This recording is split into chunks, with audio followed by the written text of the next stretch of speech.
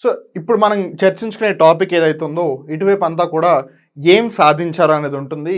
And ఇటువైపు వచ్చేసరికి ఆ పర్సన్ పేరు ఉంటుంది. సో ఆ ఫ్లోని జాగ్రత్తగా గుర్తుపెట్టుకోండి. సో ఫస్ట్ వచ్చేసి ఫస్ట్ ప్రెసిడెంట్ ఆఫ్ ఇండియా, మన భారతదేశం యొక్క మొట్టమొదటి రాష్ట్రపతి ఎవరు? డాక్టర్ రాజేంద్ర ప్రసాద్ గారు. మన భారతదేశానికి మొట్టమొదటి ప్రధానమంత్రి first prime minister of India ఎవరు? పండిట్ జవహర్లాల్ నెహ్రూ గారు. మన భారతదేశానికి ఫస్ట్ గవర్నర్ జనరల్ ఎవరు? మన భారతదేశానికి స్వతంత్రం వచ్చిన తర్వాత ఈ పోస్ట్లో ఒకే ఒక్క పర్సన్ ఉన్నారు, సి రాజగోపాలాచారి గారు లేదా చక్రవర్తి రాజగోపాలాచారి గారు. తర్వాత ఆ పొజిషన్ తీసేశారు. కానీ మనం ఇక్కడ ఫస్ట్ గురించి మాట్లాడుతున్నాం కాబట్టి first governor general of India వచ్చేసి సర్ విలియం బెంటింక్ లేదా లార్డ్ విలియం బెంటింక్. నెక్స్ట్ వచ్చి భారతదేశం యొక్క మొట్టమొదటి ఉపరాష్ట్రపతి first vice president of India Sarvepalli Radhakrishnan garu. అలానే మనకు తెలిసింది ఆయన పుట్టినరోజును మనం టీచర్స్ డేగా కూడా సెలబ్రేట్ చేసుకుంటాం.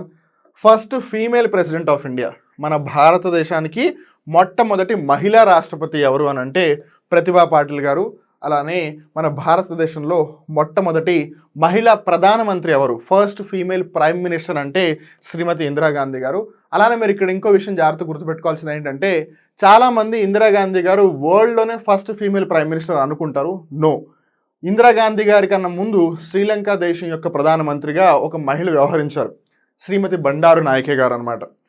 First chief election commissioner of India, మన భారతదేశంలో ఎన్నికలు నిర్వహించడానికి ఎన్నికల సంఘం ఉందన్న సంగతి మనందరికీ తెలుసు. అయితే ఆ ఎన్నికల సంఘానికి మొట్టమొదటి అధ్యక్షులుగా ఎవరు వ్యవహరించారు అంటే సుకుమార్ సెన్ గారు.